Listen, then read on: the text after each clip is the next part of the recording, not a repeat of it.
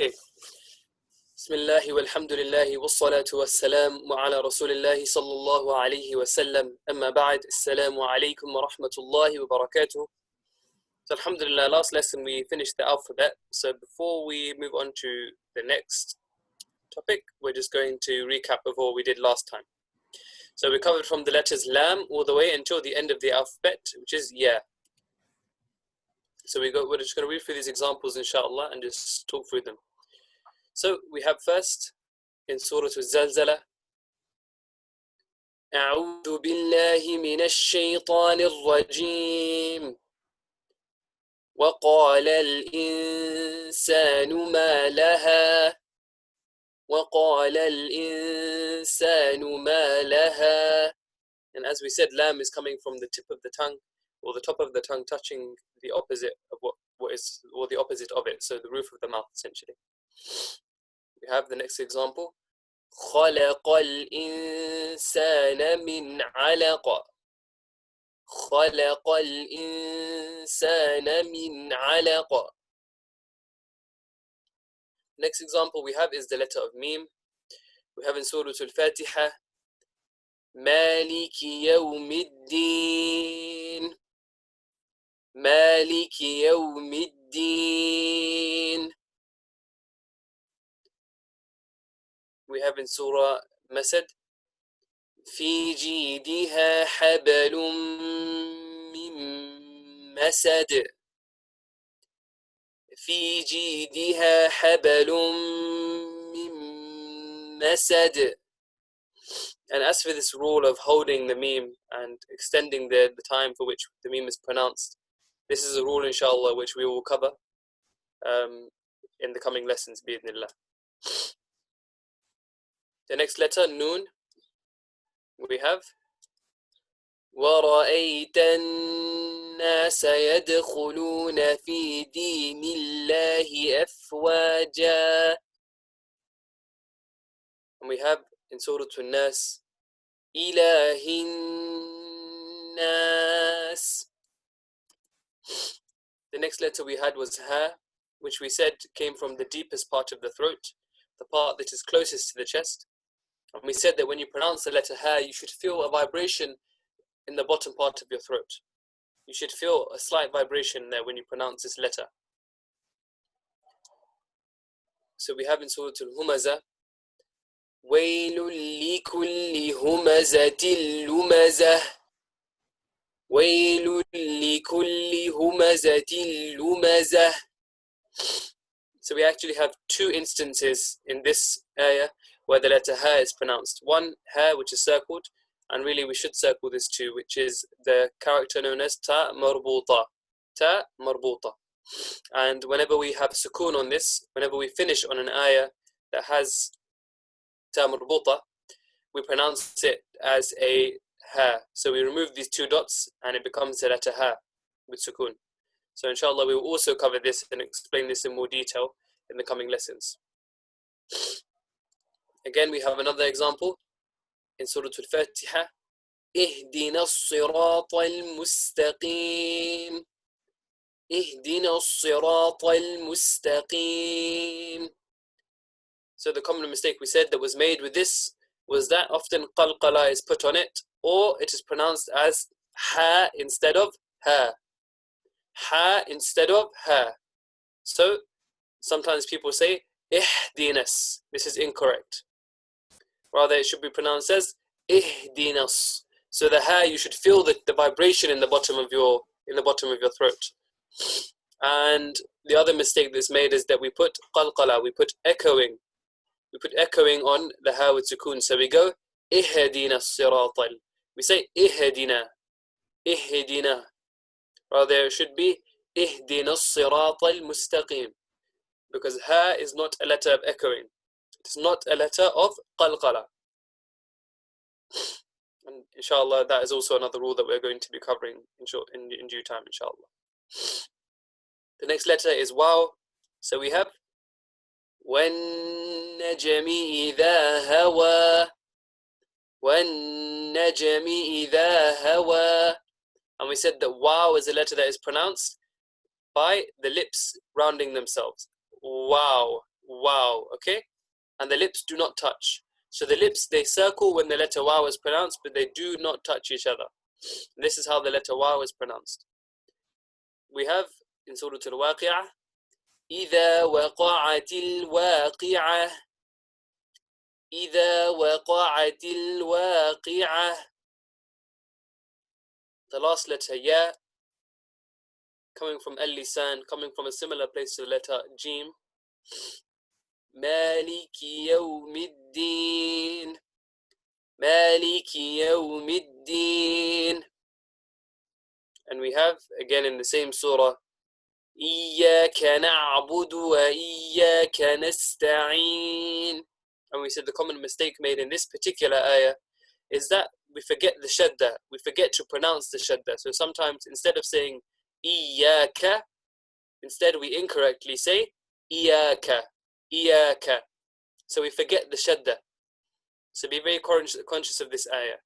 إِيَّاكَ نَعْبُدُ وَإِيَّاكَ نَسْتَعِينَ. So today, inshallah, we're going to be covering another rule of tajweed. And up until now, we have been doing what is known as makharij al-huruf. So we've been doing the articulation points of the letters, or the understanding of how the letters are pronounced and which parts of the mouth are used to pronounce them. And we said that there are 5 main articulation points. We said that there are 5. We said there's the al-halq, which is the throat. We said that there was al-jawf, which is the empty space within the mouth. We said that there was al-lisan, the tongue, which is where most of the letters have been coming from. We said there was al-shafatain, the 2 lips. And we also said there was al-khayshum, nasal passage. So it said these are the 5 major places from which all of the letters within the Arabic language, they originate. So that was called makharij.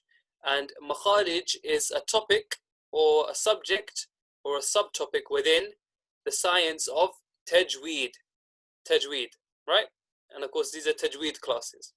And tajweed is the science of how the Quran is recited.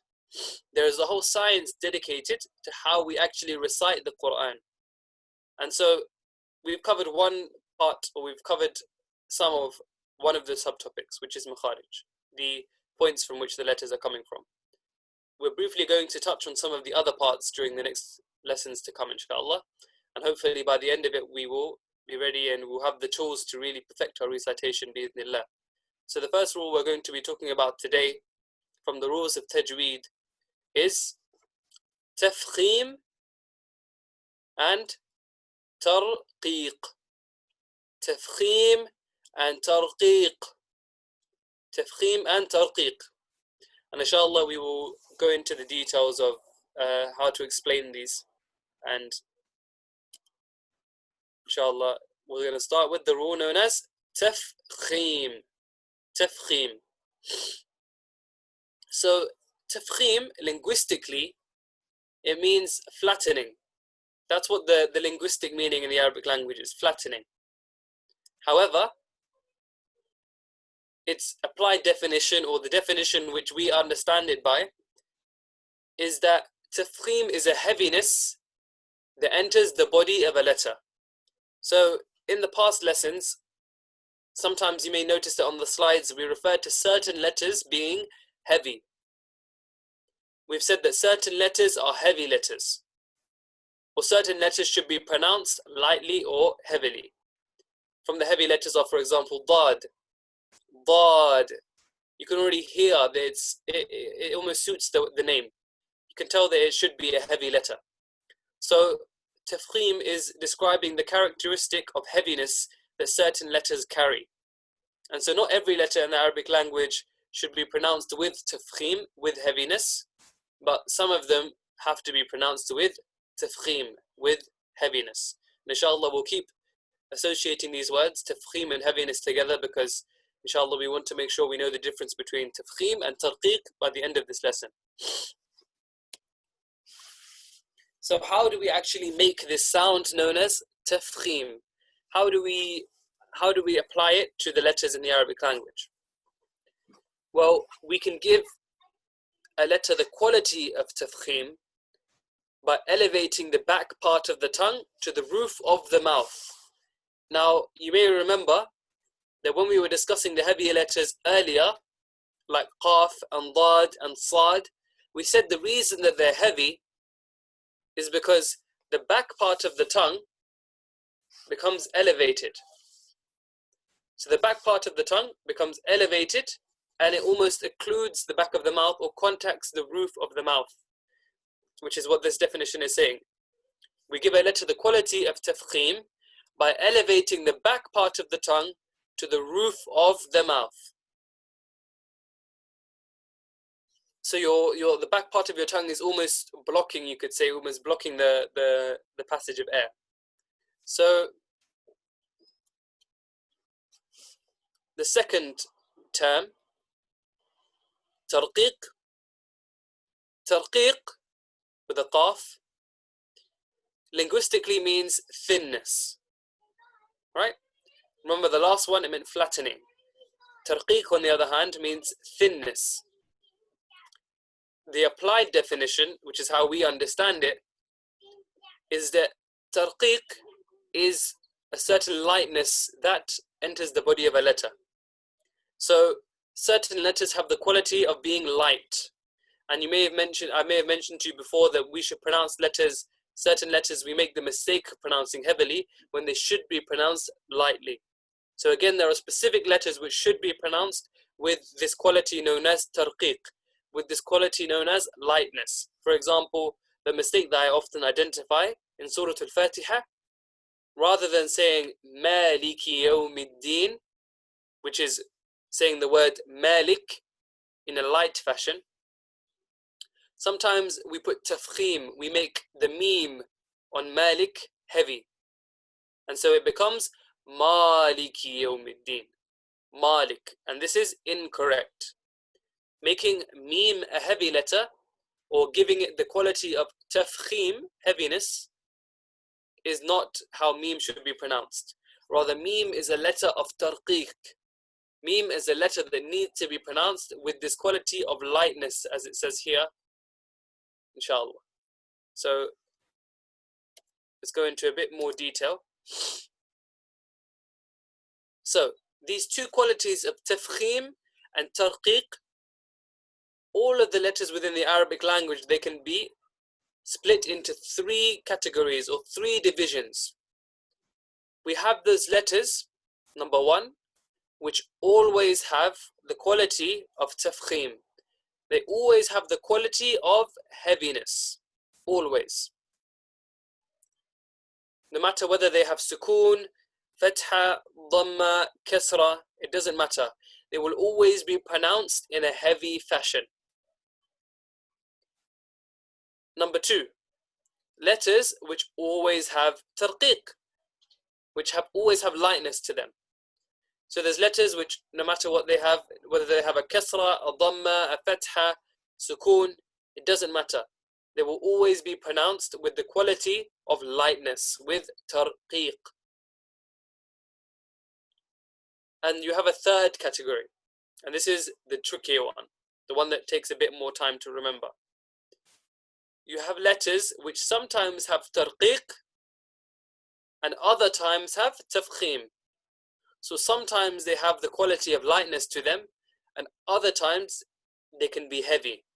And this is only a small group of letters, but inshallah we have to make some form of effort to try and remember them, because it's not straightforward to just remember them off the top of the head. So far we've talked about tafkheem and tarqeeq, that we have heaviness and lightness, two qualities which letters can observe. So, as I said, there are letters which always have the quality of heaviness, tafkheem. Whether they have, like I said, whether they have fatha, dhamma, kasra, sukoon on them, they will always be heavy. They will always have tafkheem. So, from those letters, a, kha, صاد, ضاد, غين, ta, qaf, and va. And you may remember from past lessons that I've also said one of the common mistakes we make when pronouncing letters that have this quality of heaviness is that we round our mouth. We go kha, for example, or qa. We should not round the mouth. The mouth does not need to be rounded to pronounce these letters. Rather, one can say kha or qaf. One does not need to round the mouth too much to say these letters. But what we do know about these letters is, as we said earlier, heavy letters, letters with the quality of tafkheem, will always have the tongue rising to the back of the throat. So the back of the tongue will always become risen when pronouncing these heavy letters. So from the heavy letters we have here, we have kha, sad, dad, ghain, ta, qaf, and va. These are the letters of tafkheem.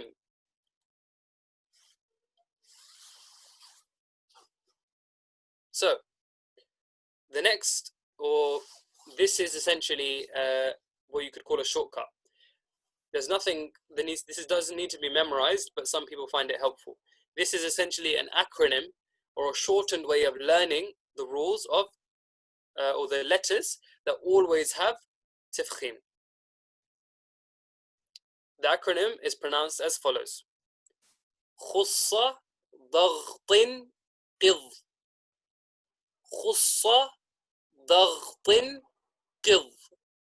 So this is quite a tongue twister, and I understand that people don't find it helpful to memorize because it's quite difficult to pronounce.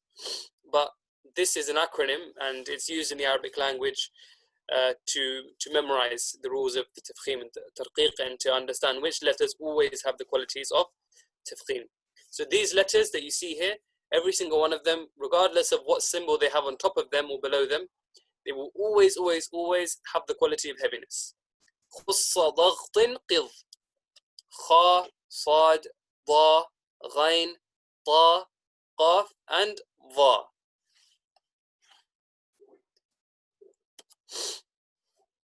So, what about those letters that are in between? We said there were three categories of letters which observe Tafkheem and Tarqeeq. Those that always have Tafkheem, heaviness, those that always have Tarqeeq, lightness, and those that do both. Those that can in certain situations have Tafkheem, and in other situations they can have Tarqeeq. So, the first one that can observe both is the lengthening alif, the alif mad. We know that in the Arabic language there are three letters we use to extend a letter, to make it longer. For example, rather than saying Maliki yawmiddin, by inserting a mad or inserting an alif after the meme, it can become Maliki yawmiddin. So this is the alif of extension. The next category of or type of symbol which can observe both characteristics of heaviness and lightness, of Tafkheem and Tarqeeq, is the laam in the name of Allah subhanahu wa ta'ala. And we will, inshallah, we're about to go into more detail on each of these three. The last one that can observe all three characteristics is the letter Ra. The letter Ra can have both heaviness at times and lightness at different times. It can have both Tafkheem and Tarqeeq. So the first one, the alif of lengthening. As I said, in certain situations, it can observe the characteristic of Tafkheem, of heaviness. And how do we know when it should be heavy and when it should be light? The alif of lengthening should only ever have Tafkheem, it should only ever have heaviness if it is attached, if it is preceded or before it comes a heavy letter. For basically a letter of Tafkheem. So those letters, khussa, daghtin, qidh.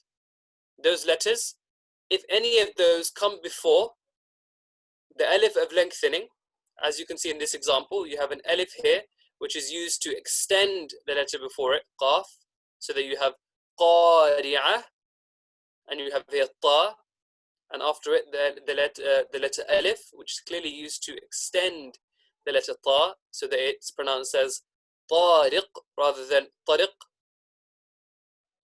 In both of these situations, the common example we have here, or the common situation we see, is that alif is preceded by the letter ta and qaf. Ta and qaf are both letters of tafkheem.